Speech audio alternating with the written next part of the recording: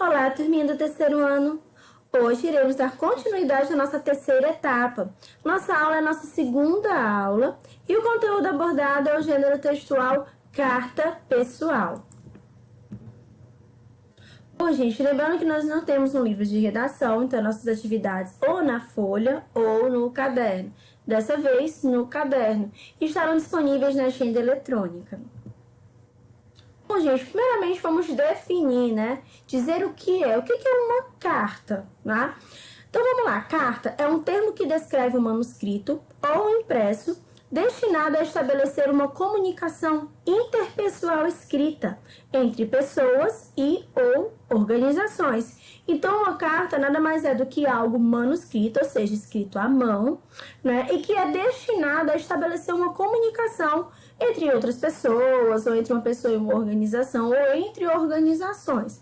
Né? Então, a intenção é estabelecer o quê? Uma comunicação através de algo escrito. Bom, gente, nós temos diversos tipos de carta. Eu coloquei algumas, tá? A gente tem a carta pessoal, a carta de reclamação, carta argumentativa, a carta aberta, carta comercial e tem outras também, tá? Então, cada uma tem as suas características, cada uma tem os seus elementos, cada uma tem a sua estrutura. E no caso, gente, aqui nós vamos trabalhar a carta pessoal, tá bom?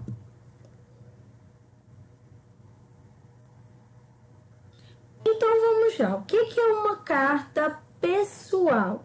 Bom, essa palavra, esse termo pessoal, já indica assim, uma questão entre pessoas, uma questão mais próxima, né? Então, a definição de uma carta pessoal é um tipo de texto utilizado geralmente entre indivíduos que apresentem uma certa aproximação, amigos, familiares. Atualmente, ela é pouco utilizada devido à expansão da tecnologia. Então, a carta pessoal, ela é utilizada como meio de comunicação entre pessoas mais próximas. Uma pessoa próxima a você, por exemplo. Quando você quer mandar uma carta pessoal, você manda uma carta pessoal para uma pessoa que é próxima a você. Então, ela tem, assim, um certo grau de aproximação. Hoje, ela é pouco utilizada. Por quê? Devido à expansão da tecnologia, ou seja, com o aumento da questão da tecnologia, as pessoas dificilmente escrevem cartas, né? Elas utilizam mais o WhatsApp, o Instagram, então assim, o Telegram também. Então, devido à tecnologia, a carta pessoal ela é pouco utilizada. Mas ainda existem pessoas que preferem a utilização de cartas. Então, assim, ela é menos utilizada, mas não significa dizer que ela caiu no desuso, ela ainda é utilizada. E existem também algumas localidades em que as pessoas não têm acesso à internet e ainda assim se comunicam através de carta, tá? Então, a internet ainda como ela não abrange toda a população mundial, então existem lugares em que a internet não chega e as pessoas se comunicam sim através de cartas. Bom, e qual é o objetivo, qual é a finalidade de uma carta pessoal?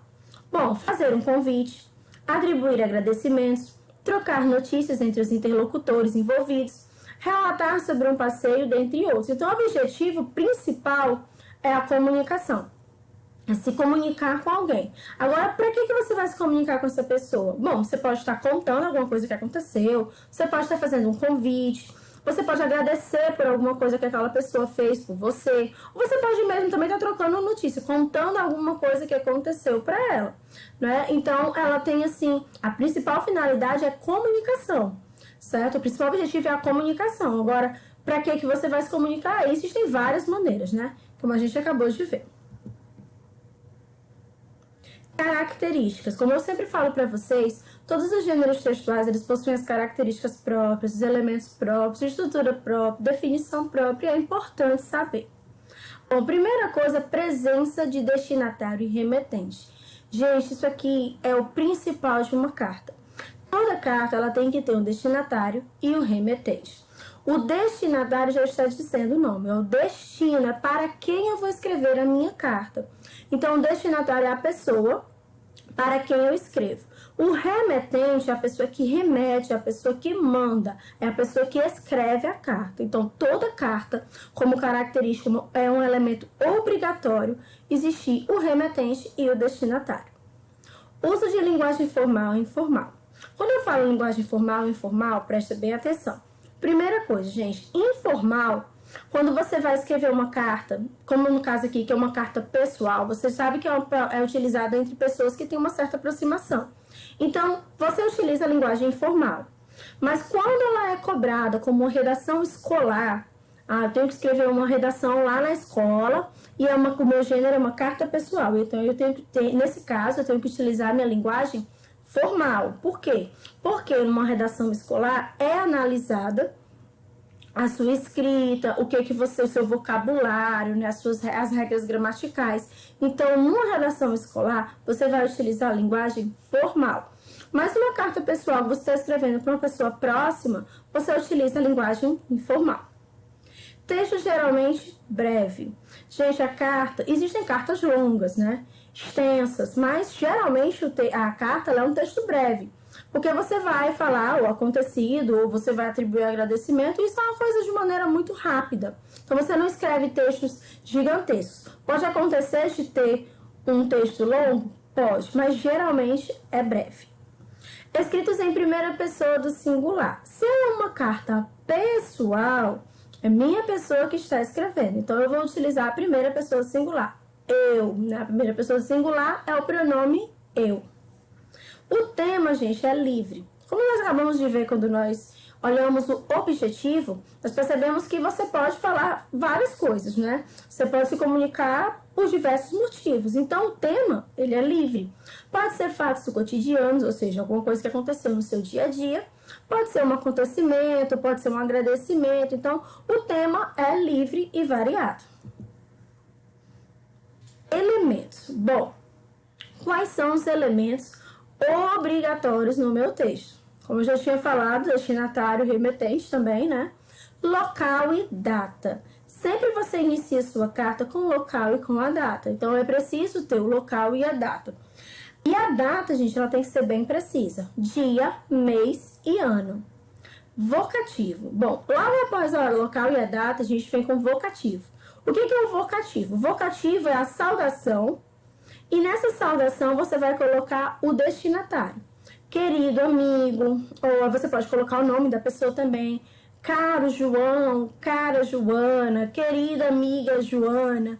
Então, o vocativo, ele é isso, é a tua saudação, né, com a pessoa que você para quem você está escrevendo, no caso, o teu destinatário. Corpo do texto é o texto em si, né, é do assunto que você vai falar, retratar. Esse corpo do texto, gente, na redação escolar, ele é preciso ter 3 partes. A introdução, desenvolvimento e o desfecho, né, a conclusão. Então, é um texto que tem que ter, no mínimo, 3 parágrafos. Por último, a tua despedida pode ser um abraço, um beijo, dependendo da proximidade, né?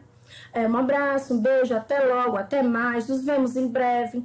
E a assinatura, que no caso é o nome do remetente, ou seja, o nome da pessoa que está escrevendo a carta. Também é obrigatório.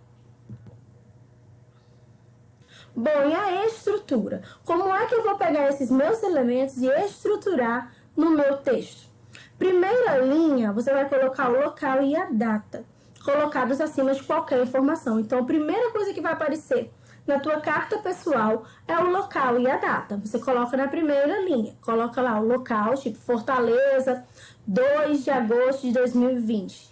Então, primeira linha, local e data. Coloca lá o parágrafo, né? Os 2 dedinhos que vocês estão acostumados. Dependendo do tamanho do dedo, tá? Muito cuidado. A gente fala assim, 2 dedinhos, você coloca os 2 dedos quase assim, né? Então, na primeira linha, você coloca o seu parágrafo, local e data. Na linha abaixo, você vem com o vocativo. Aparece logo abaixo do local e da data. Pode vir junto de expressões de saudação, como a gente acabou de falar, caro amigo, tia querida. Então, na segunda linha, também após o parágrafo, você coloca o seu vocativo. Na terceira linha vem o teu corpo do texto, é o teu texto propriamente dito, o teu assunto, né? E esse texto ele vai contar com a introdução. A introdução é o primeiro parágrafo, que no caso você vai começar a falar do teu assunto, você vai introduzir. Depois vem o desenvolvimento, que é o segundo parágrafo. Se você for escrever um desenvolvimento, é a maior parte do texto, você pode colocar 2, 3 ou até mais parágrafos. que aí você vem contando o meio da tua história, o desenvolvimento do que tu tá falando, do teu assunto. E por último, o teu último parágrafo é a conclusão do que se pretende informar. Ou seja, como se fosse o final da tua história, o desfecho do que você está contando. Logo após a tua conclusão, você vai para o último tópico, os últimos trechos, né? Você vai colocar também um parágrafo e você vem com a despedida. Saudações do remetente, que podem ser de cunho formal ou informal, por exemplo. Lógico, formal ou informal, vai depender de para quem você está escrevendo. Você pode colocar atenciosamente, beijos carinhosos, forte abraço, até mais, até a próxima, nos vemos em breve, tá? E por último, a assinatura, que é o seu nome. Geralmente coloca um nome e um sobrenome. O remetente assina seu nome abaixo das saudações de despedida. Então, a carta ela fica por último com a assinatura do remetente, ou seja, da pessoa que escreveu a carta. Bom, eu acho que em algumas cartas vocês já devem ter visto que tem assim, PS e alguma coisa escrito. Pois bem, esse PS, ele significa post-scriptum, se necessário. Como assim, se necessário? Digamos que você escreveu toda a sua carta, mas você esqueceu de colocar alguma informação. E aí você quer adicionar essa informação, mas você não quer apagar nada. Ah, poxa, eu vou ter que apagar tudo. Não, não quero apagar. E aí você coloca, por último, PS, post-scriptum, que é post. Após escrever toda a carta, eu lembrei deste detalhe. E aí você coloca a informação que você esqueceu. Caso se esqueça de dizer algo importante, já tenha finalizado a carta. Então, assim, eu finalizei minha carta, não quero apagar, mas esqueci de colocar uma informação importante. Então, eu coloco PS e escrevo a minha informação importante, tá bom? Bom, e aqui eu coloquei um esquema de uma carta, como seria ela ficando estruturada, né? Na primeira linha, você percebe que tem parágrafo ali, né? Na primeira linha, o local e a data, e tem o parágrafo, que é o número 1. Ou seja, Fortaleza, 2 de agosto de 2020. Na linha 2, logo abaixo, você tá vendo que na primeira termina com um ponto. Na linha abaixo, que nós temos o vocativo, que é o 2. Nesse vocativo, por exemplo, querida tia Lânia, ou querida tia, caro amigo, esse vocativo. Após esse vocativo, você não coloca o ponto, você coloca uma vírgula, tá? Isso é uma regra das cartas. E no 3, você também põe um parágrafo e você começa o corpo da carta, o corpo do texto, ou o teu texto propriamente dito, o assunto da sua carta. E aí você coloca lá os seus 3 parágrafos, né? Introdução, desenvolvimento e conclusão. No 4, terminei minha história. No 4, não pula, você tá percebendo que não pula linha, né? Então, esse negócio de vou pular, colocar lá embaixo. Não.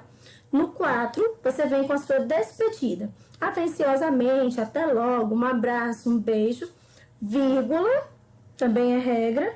E no 5, você coloca a assinatura ou o seu nome. Lânia Queiroz, por exemplo, um nome e um sobrenome. Você coloca lá, Lânia Queiroz, ou Lânia Gomes, enfim, você coloca o nome e o sobrenome. E o ponto final. Então, depois do vocativo e depois da despedida, você não coloca ponto, você coloca vírgula. E depois você coloca a assinatura por último e aí sim o ponto final. Tem gente que quando vai escrever costuma colocar lá na última linha o seu nome. Pula várias linhas e coloca. Numa redação escolar, você não pode estar fazendo isso. Por quê? Porque quem vai corrigir a tua prova entende que você está enrolando no número de linhas que você quer escrever. Então, numa redação escolar, você não pode colocar a carta e lá na última linha, eu terminei meu texto na linha 13, vou colocar na linha 18 o meu nome. Não pode, é um embaixo do outro, tá bom? Bom, e aqui eu coloquei um exemplo de uma carta. Ela não tá com parágrafo, só coloquei para mostrar para vocês uma estrutura. Ela é uma carta um pouco incompleta, mas eu queria mostrar somente a estrutura para vocês. Tá vendo que na primeira linha, ó, o local e a data, São Paulo, 12 de janeiro de 2015. Na linha 2, o vocativo, amiga, querida e a vírgula. E aí nós temos o primeiro parágrafo, que é o corpo do texto, a introdução. O segundo parágrafo está junto com o terceiro, porque é uma carta bem pequena. Então, ela colocou praticamente o segundo e o terceiro parágrafo junto. juntos, né? Na última, ó, beijos, grandes e enormes abraços, é a despedida, tá bom? E aqui ela colocou o nome dela. No caso que ela colocou várias exclamações, beijos, grandes e enormes abraços. Já eu poderia colocar isso? Se você está escrevendo uma carta para um colega, pode. Mas se você está escrevendo uma carta para redação escolar, não pode. Por quê? Porque você está fugindo das regras que são da carta, da estrutura da carta. E ela coloca o nome. E aqui ela colocou o PS, o postscripto. Olha só. Até quando você fica na cidade, o Davi está agora na praia, mas chega dia 15. Uhul! Então ela colocou algo que ela havia esquecido de escrever na carta. Ela coloca o PS, que é o postscriptum. Logo abaixo a assinatura, que é o nome dela, o nome da remetente. Bom, gente, eu espero que vocês tenham entendido o nosso conteúdo. É um conteúdo bem simples, tá bom? É um gênero bem simples, um gênero que, apesar de não ser tão cobrado, mas ele é super importante, tá? Ele também tem a sua importância didática. Eu espero que vocês tenham entendido tudo. Bom, espero também encontrá-los na nossa próxima live de redação, para tirarem as dúvidas. E continuem acompanhando as nossas postagens na agenda eletrônica. Um grande abraço a todos e até a próxima. Tchau, pessoal!